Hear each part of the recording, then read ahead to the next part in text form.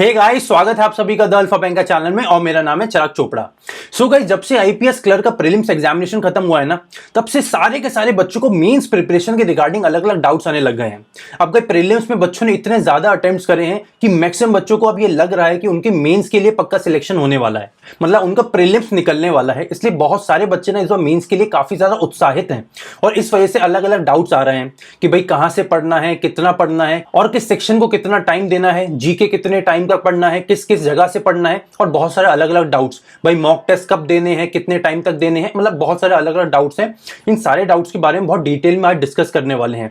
इसी के साथ गाइज, मैंने अभी बहुत रिसेंट में एसबीआई और आईबीपीएस पीओ के मेंस की स्ट्रैटेजी आप लोगों को बताई थी, तो इस क्लास के बाद ना उस स्ट्रैटेजी को भी एक बार जरूर देख लेना। बिकॉज एक बार ऑफिसर कैडर की आप स्ट्रैटेजी समझ जाओगे ना, तो एक तो क्लर्क वाली आपको इजी लगने लगेगी और दूसरा एक बार अच्छे लेवल की प्रिपरेशन कर लोगे ना, तो ये वाला आपको ऑलरेडी प्रिपेयर्ड ही लगेगा।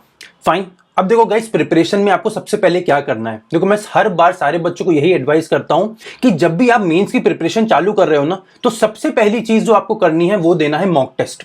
अब मॉक टेस्ट आप कौन सा दोगे भाई? अगर मैं आपको एडवाइस कर सकूं तो मैं आपको बस यही एडवाइस करूंगा कि चाहे एग्जामिनेशन आईबीपीएस क्लर्क का है, बट स्टिल इसमें भी आपको एसबीआई आईबीपीएस पीओ का ही मेंस का एग्जामिनेशन देना चाहिए। अब भाई काफी सारे बच्चे बोलेंगे कि भाई उसका लेवल ऊपर आता है। बिल्कुल अनडाउटेडली आईबीपीएस पीओ या एसबीआई पीओ के मेंस का लेवल आईबीपीएस क्लर्क से ऊपर होगा।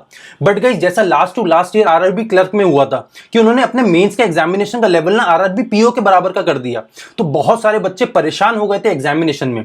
और उल्टा आपको ये भी तो समझ आएगा ना कि भाई अगर आप ऑलरेडी पीओ लेवल की प्रिपरेशन करके जाओगे तो क्लर्क तो आपको ऑलरेडी इजी लगने ही वाला है। और अगर पीओ में अच्छा स्कोर करने लग गए तो आप बिल्कुल निश्चिंत भी हो सकते हो कि भाई आपका क्लर्क का एग्जामिनेशन तो पक्का निकलने वाला है। तो आपको क्या करना है, सबसे पहले एक मॉक टेस्ट दो एसबीआई या आईबीपीएस पीओ का, चाहे तो किसी भी वेबसाइट का फ्री वाला मॉक टेस्ट ही दे दो, बट उससे काफी सारी चीजें आपको क्लियर हो जाएंगी कि भाई आपको किस सेक्शन में कहां ज्यादा प्रिपरेशन करनी है और किस सेक्शन में ज्यादा टाइम देना है। अब इसके साथ बहुत सारे बच्चों को ये डाउट होने वाला है कि अब मेंस के रिगार्डिंग क्या रूटीन फॉलो करना है। अब गाइस, इसके बारे में मैंने बहुत डिटेल में अपना डेली रूटीन आप लोगों के साथ डिस्कस करा था कि भाई जब मैं मेंस की प्रिपरेशन करता था तो मेरा particular routine, particular time table क्या होता था। भाई मैं कितने बजे उठता था, फिर कितने बजे पढ़ने बैठता था, किस सेक्शन को कितने बजे पढ़ता था, फिर उसके बाद कितना ब्रेक लेता था, कब खाता था, कब सोता था, मतलब हर चीज को मैंने बहुत स्टेप बाय स्टेप और बहुत डिटेल में डिस्कस करा है अपने उस टाइम टेबल वाले वीडियो में। तो उस क्लास को भी जरूर देख लेना, उसका लिंक मैं इस वीडियो के डिस्क्रिप्शन में डाल दूंगा। फाइन। सो गाइस, अब चालू करते हैं बात उस सेक्शन से जिससे आई एम प्रीटी श्योर कि सारे के सारे बच्चों को बहुत ज्यादा टेंशन हो रहे होंगे, और उस सेक्शन का नाम है जीके का सेक्शन। अब गाइस देखो, जीके के सेक्शन में आपको कोई भी डाउट होता है तो मैंने बहुत डिटेल में लास्ट सेशन ही करा है अभी जीके के रिगार्डिंग कि भाई मेंस के लिए जीके की प्रिपरेशन आप कैसे करें, उसका भी लिंक मैं इस वीडियो के डिस्क्रिप्शन में डाल दूंगा। बट अभी आपको यहां पे अगर उस जीके के वीडियो का समरी दे सकूं तो अभी आपको क्या करना है भाई? देखो, अभी हमारे पास मोटा मोटा 1 महीना बचा है आईबीपीएस क्लर्क को लेके। तो आप क्या करो, 5 आपको अलग अलग सोर्सेज बता रहा हूं, इन 5 सोर्सेज में से कोई भी 2 सोर्सेज आप चूज करो और इनको अच्छे से बार बार रिवाइज करके प्रिपरेशन करना है। इन 5 सोर्सेज का नाम है, पहला है अफेयर्स क्लाउड का क्वेश्चन आंसर वाला पीडीएफ, दूसरा है ओलिवबोर्ड का बोल्ट, तीसरा है द हिंदू का रिव्यू, चौथा है प्रैक्टिसमॉक का बजूका और पांचवा है ग्रेडअप का मंथली कैप्सूल।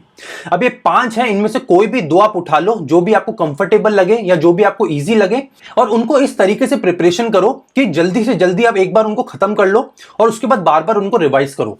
अब कितने टाइम के आपको करंट अफेयर्स पढ़ने हैं? तो गाइस, अगर आपके पास आप देखो टाइम 1 महीने का है तो आप डायरेक्टली 6 महीने की प्रिपरेशन करो, मतलब 6 महीने के करंट अफेयर्स पढ़ो। इसमें सबसे ज्यादा फोकस आपको कहां करना है?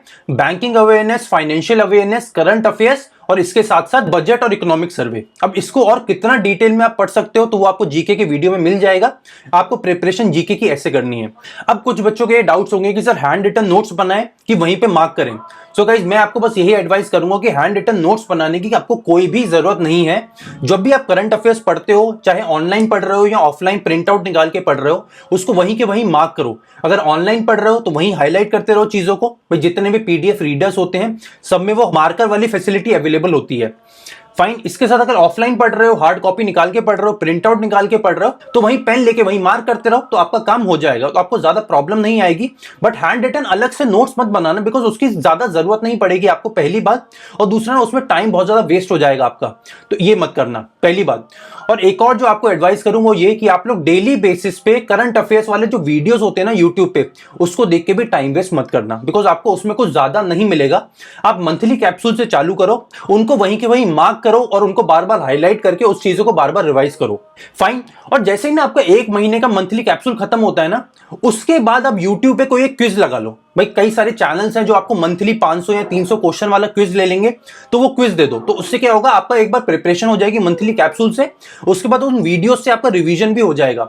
और कई बार ऐसा होगा कि उन वीडियोस में ना आपको कोई ना कोई नया करंट अफेयर भी मिलेगा, तो उसको नोट डाउन कर लो। समझ गए? मतलब ऐसा करंट अफेयर से प्रिपरेशन करना है। बैंकिंग अवेयरनेस की प्रिपरेशन कहां से करोगे भाई? उसके लिए मैंने आपको बार बार अपना पर्सनल सोर्स बताया। भाई मैंने बैंकिंग अवेयरनेस की प्रिपरेशन कहां से करी थी भाई? अड्डा 247 पे कुछ सर करके थे, उनका एक बढ़िया सा पूरा 10 15 20 क्लासेस का बैंकिंग अवेयरनेस का पूरा कोर्स है। वो कोर्स मैंने करा, मेरे सारे के सारे डाउट्स और सारे के सारे कॉन्सेप्ट्स क्लियर हो गए। अब मैं आपको भी यही एडवाइस करूंगा कि आपको ज्यादा भटकना नहीं है, तो वो एक कुछ सर का बैंकिंग अवेयरनेस का कोर्स देख लो, आपका काम हो जाएगा। बाकी अगर उससे भी अच्छा कुछ आपको मिलता है तो मुझे नीचे इस वीडियो के कमेंट सेक्शन में भी बताना, जिससे मैं एक बार उसको चेकआउट करूंगा। और अगर वो बैंकिंग अवेयरनेस का कोर्स भी अच्छा होगा तो मैं आगे आने वाले बच्चों को वो वाला बैंकिंग अवेयरनेस का कोर्स भी एडवाइस कर सकूंगा। फाइन। अब इसके साथ जब भी किसी वीडियो कोर्स से बैंकिंग अवेयरनेस की प्रिपरेशन करोगे ना, तो वहां पे आपको ये मेक श्योर करना है कि आप वहां पे नोट्स बनाओ साथ साथ में। देखो करंट अफेयर्स में मैं आपको मना कर रहा हूं कि आपको हैंड रिटन नोट्स नहीं बनाने हैं, बट यहां बैंकिंग अवेयरनेस में आपको हैंड रिटन नोट्स बनाने हैं। ऐसा क्यों है? बिकॉज हम ये नहीं चाहते कि हमने एक बार वीडियो देख लिया फिर हमें बार बार देखना पड़े। तो आपको ये करना है, एक बार वीडियो देखो और साथ साथ में उसके हैंड रिटन नोट्स बनाते रहो, जिससे जैसे ही आपको वीडियो कोर्स खत्म होगा, by the end of the course आपके पास अपने पर्सनल प्रॉपर नोट्स होंगे, जिसको आप बार बार खुद से रिवाइज कर सकते हो। फाइन। तो ये बात हो गई पूरा कि आपको जनरल अवेयरनेस को कैसे प्रिपेयर करना है। अब बात करते हैं बाकी तीनों सेक्शंस की। देखो सबसे पहले बात करता हूं आपको क्वांटिटेटिव एप्टीट्यूड कैसे प्रिपेयर करना है। बहुत सारे बच्चे ऐसे हैं जिनको क्वांट से या मैथ से बहुत ज्यादा डर लगता है, और उनको ऐसा लगता है कि प्रीलिम्स ही हमने इतनी मुश्किल से निकाला था। भाई प्रीलिम्स में इजी इजी चीजें आती हैं, वो भी इतनी मुश्किल से निकली थी, अब क्वांट मेंस में और मुश्किल हो जाएगा, तो हम कैसे निकालेंगे? तो सबसे पहले तो ना आपको ये डर अपने अंदर से खत्म करना है, बिकॉज जितना डर आपको लग रहा है उतना हर उस बच्चे को लग रहा है जो भी मेंस की प्रिपरेशन कर रहा है। और इतना सेम डर मुझे भी लगा था जब मैंने मेंस की प्रिपरेशन अपने स्टार्टिंग के डेज में चालू करी थी।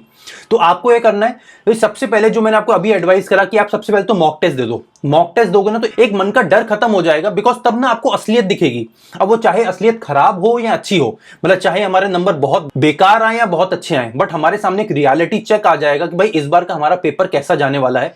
बिकॉज तब ना उसके बाद हमें ये समझ आएगा कि हमें किस लेवल पे इंप्रूवमेंट चाहिए। बट अब क्वेश्चन ये होगा कि भाई हम प्रिपरेशन कहां से करें? सो गाइस आपको एकमात्र सोर्स बता रहा हूं, अगर उस एकमात्र सोर्स को आप यूटिलाइज करेंगे then I am pretty sure कि आप लोगों के कॉन्सेप्ट्स भी बहुत अच्छे हो जाएंगे और आप लोग मेंस के रिगार्डिंग ना क्वांट के सेक्शन में बहुत ज्यादा कॉन्फिडेंट फील करने लग जाएंगे। और उस एकमात्र सोर्स का नाम है quantum CAT by Arun Sharma या quantitative aptitude by Arun Sharma.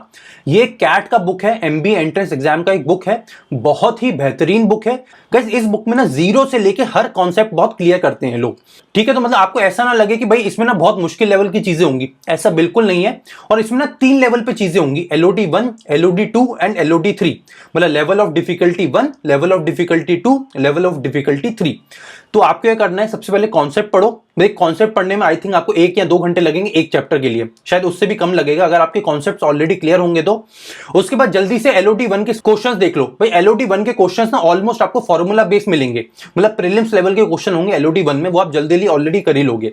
इसके बाद जल्दी से LOD 2 वाले क्वेश्चंस को करो, बिकॉज वो ना आपको असली में मेंस एग्जामिनेशन के लेवल के मिलने वाले हैं।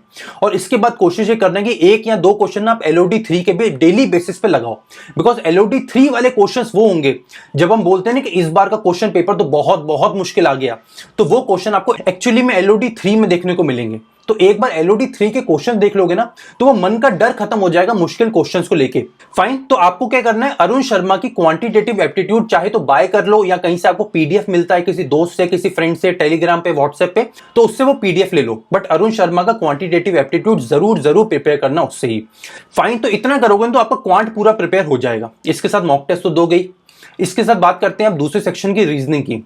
रीजनिंग में क्या करोगे, देखो सारी की सारी चीजें वही आने वाली हैं जो आप ऑलरेडी कर चुके हो। भाई देखो इसमें क्या होता है ना, इसमें ना जंबल्ड क्वेश्चंस आपको देखने को मिलेंगे। भाई फॉर एग्जांपल इसमें क्या होगा, जैसे हमारे प्रीलिम्स में क्या आता है, अलग अलग टाइप के क्वेश्चंस आते हैं। भाई एक क्वेश्चन आएगा ब्लड रिलेशन का, एक क्वेश्चन आएगा डायरेक्शन सेंस का, एक आएगा सिलोजिज्म का। तो इसमें क्या होता है, कंबाइन कर देते हैं क्वेश्चन को। भाई direction sense plus blood relation को मिला के एक क्वेश्चन बना देंगे। तो इस टाइप के एक जंबल्ड क्वेश्चंस बनाते हैं। इसके साथ ना सिलोजिज्म के अलग अलग वेरिएंट बनाते हैं लोग। मतलब एक रिवर्स सिलोजिज्म नाम की चीज होती है, इसको याद कर लेना, रिवर्स सिलोजिज्म, इसको पढ़ लेना। बिकॉज कैट में जब मैं था ना तो इसके बहुत अलग अलग पैटर्न के क्वेश्चन बनते हैं, तो एक बार समझ लेना कि रिवर्स सिलोजिज्म क्या होता है। इसके साथ ही ओनली, इफ, बट, इस टाइप के अलग अलग सिलोजिज्म के टाइप्स आते हैं, वो भी आपको सारा बता दूंगा कि किस सोर्स से आपकी वो चीजें प्रिपेयर होंगी। और इसके साथ ही जो पजल का लेवल है वो आपको हाई लेवल का हो जाएगा, तो पजल में आपको ऑब्वियसली ज्यादा मेहनत करनी ही पड़ेगी। तो ये वो चीज हो गई मोटी मोटी जो हम ऑलरेडी प्रीलिम्स में करते आ रहे हैं, बट हमें थोड़ा सा लेवल और ज्यादा इंप्रूव करना है। बट एक चीज ऐसी भी है जो अभी तक हमने प्रीलिम्स में नहीं देखी, और हो सकता है कि पीओ के मेंस के साथ साथ हमें क्लर्क के मेंस में भी देखने को मिल जाए, और वो है क्रिटिकल रीजनिंग। गाइस देखो क्रिटिकल रीजनिंग आने के चांसेस बहुत ज्यादा हैं, तो आपको क्रिटिकल रीजनिंग को भी अच्छे से प्रिपेयर करना पड़ेगा। इसका सोर्स क्या है, देखो मैं आपको इसका सोर्स और बाकी सारा रीजनिंग का सोर्स बता देता हूं। उस एकमात्र बुक का नाम है logical reasoning bye Arun Sharma. भाई ये भी कैट का ही बुक है, एमबीए एंट्रेंस एग्जामिनेशन का ही बुक है, और उसी ऑथर का बुक है जिससे हम मैथ या क्वांटम कैट पढ़ रहे हैं। सेम ऑथर का बुक है logical reasoning bye Arun Sharma. इस बुक को भी बाय कर लो या इसका पीडीएफ डाउनलोड कर लो, और लॉजिकल रीजनिंग को ना यहाँ पे जीरो से पढ़ना चालू करो। बिकॉज गाइस लॉजिकल रीजनिंग एकमात्र चीज ऐसी है जिसको अभी तक हमने बिल्कुल नहीं पढ़ा और हमको बिल्कुल नहीं आता, तो इसके बेसिक्स आपको पता होने बहुत ज्यादा जरूरी है, और वो बेसिक्स आपके इस बुक से बहुत अच्छे से क्लियर हो जाएंगे। तो logical reasoning bye Arun Sharma से करोगे तो वहां पे आपका पूरा रीजनिंग भी कवर हो जाएगा, बिकॉज वहां पे ना आपको मुश्किल लेवल के पजल भी मिल जाएंगे, और इसके साथ एक कॉम्बिनेशन, अलग अलग कॉम्बिनेशन से जो क्वेश्चंस बनते हैं वो भी मिल जाएंगे। इनपुट आउटपुट सारे टाइप के, मतलब जितने भी क्वेश्चंस होते हैं आपको वहां मिल जाएंगे। तो आपके ये सारे रीजनिंग के रिगार्डिंग सारी की सारी टेंशन खत्म। फाइन, अब बात करते हैं अपने चौथे और आखिरी सेक्शन के बारे में, और वो है इंग्लिश का सेक्शन। अब इंग्लिश के सेक्शन में एकमात्र ऐसा सेक्शन है जिसमें आपको कुछ भी नहीं नया करना। जो चीजें आप प्रीलिम्स में करते आ रहे हो उसी चीज को रेगुलर रूटीन में करते रहो, और आपकी इंग्लिश की प्रिपरेशन हो जाएगी। आपको कुछ भी नया नहीं करना। रीडिंग की प्रैक्टिस डेली बेसिस पे करनी है, रीडिंग कॉम्प्रिहेंशन डेली बेसिस पे लगाना है। इसके साथ ही ना यहाँ पे आप कोशिश करो कि आप पैरा जंबल और क्लोज टेस्ट को भी डेली बेसिस पे लगाओ, बिकॉज यहाँ पे ना रीडिंग कॉम्प्रिहेंशन एक तो 2 से 3 सेट आपको देखने को मिलेंगे, तो आपका रीडिंग पार्ट बहुत अच्छा होना चाहिए। इसके साथ जब रीडिंग करते हो और कोई नया वोकैबुलरी का वर्ड मिलता है तो उसको भी नोट डाउन करो, और उसी के साथ ना उसका मीनिंग और एक सेंटेंस, ये दोनों चीजें लिखो। भाई कोई एक नया वर्ड मिला तो उस वर्ड का मीनिंग क्या है, और एक सेंटेंस में लिख के दिखाओ कि भाई उस वर्ड को हम कैसे इस सेंटेंस में यूज करेंगे। इतना इतना इंग्लिश में करोगे ना, देखो इंग्लिश में कुछ भी नया नहीं आएगा। इंग्लिश की प्रिपरेशन कहां से करोगे, एकमात्र चीज जो आपको इंग्लिश की प्रिपरेशन के लिए करनी है वो है रीडिंग, और इसकी प्रैक्टिस कहां करोगे, वो करोगे मॉक टेस्ट से। गाइस देखो बहुत ही सिंपल स्ट्रैटेजी होती है मेंस को लेके। आई डोंट नो कि बहुत सारे लोग इसको इतना कॉम्प्लिकेट क्यों कर लेते हैं, इतना डराते क्यों हैं बच्चों को। बिकॉज मुझे ऐसा लगता है कि उनको ऐसा लगता है कि बच्चों को डराएंगे नहीं तो उनके कोर्स नहीं बिकेंगे। बट गाइस मेंस के रिगार्डिंग स्ट्रैटेजी बहुत सिंपल होती है, बहुत स्ट्रेट फॉरवर्ड होती है। स्टिल अगर आपको कोई भी डाउट है मेन स्ट्रैटेजी के रिगार्डिंग तो आप इस वीडियो के नीचे कॉमेंट सेक्शन में कॉमेंट कर देना, बिकॉज देखो मैं 24 आवर्स अवेलेबल रहता हूं सारे के सारे बच्चों के लिए, और जितने भी बच्चे द अल्फा बैंकर से बहुत ज्यादा टाइम से जुड़े हुए हैं उन सबको पता है कि मैं हर एक कमेंट का रिप्लाई करता हूं। भाई चाहे आप वीडियो के नीचे कमेंट करें या टेलीग्राम पे, व्हाट्सएप पे, मुझसे कहीं पर भी कनेक्ट करते हैं ना, मैं रिप्लाई जरूर करता हूं। बट सबसे ज्यादा चांसेस मेरे रिप्लाई करने के इस वीडियो के कमेंट सेक्शन में होते हैं, बिकॉज देखो कमेंट में ना मुझे दिखता है साफ साफ कहां कमेंट है, बट व्हाट्सएप पे, टेलीग्राम पे इतने सारे मैसेजेस होते हैं कि मैं सबका रिप्लाई नहीं कर पाता। तो अगर आपको चाहिए कि मैं आपका रिप्लाई जरूर करूं तो वीडियो को कमेंट सेक्शन में कमेंट जरूर करना। फाइन, सो गाइस ये थी मेरी डिटेल स्ट्रैटेजी आईबीपीएस क्लर्क के मेंस के लिए। अब आपके क्या डाउट्स है, नीचे कमेंट सेक्शन खुला है। अगर आपको आज का सेशन पसंद आया then do like and share the session. Guys आप जितना ज्यादा लाइक करेंगे इस सेशन को उतना ना यूट्यूब इस सेशन को ऊपर रैंक करेगा यूट्यूब पर, और जितना ज्यादा यूट्यूब पे ऊपर रैंक होगा ये वीडियो उतने ज्यादा बच्चों तक पहुंच पाएगा और उतना द अल्फा बैंकर का रीच बढ़ेगा। इसी के साथ गाइस अगर आप द अल्फा बैंकर चैनल पर नए हैं तो चैनल को सब्सक्राइब भी जरूर करके जाइए। और इसके साथ ही अगर आपको कोई भी डाउट होता है अपने प्रिपरेशन के रिगार्डिंग तो आप कहीं पर भी किसी भी वीडियो के कमेंट सेक्शन में कमेंट कर सकते हैं और मैं हर उस कमेंट का रिप्लाई करने की पूरी कोशिश करूंगा। Fine guys, see you in the next session. Signing off, my name is Chirag Chopra. Take care and keep prepare.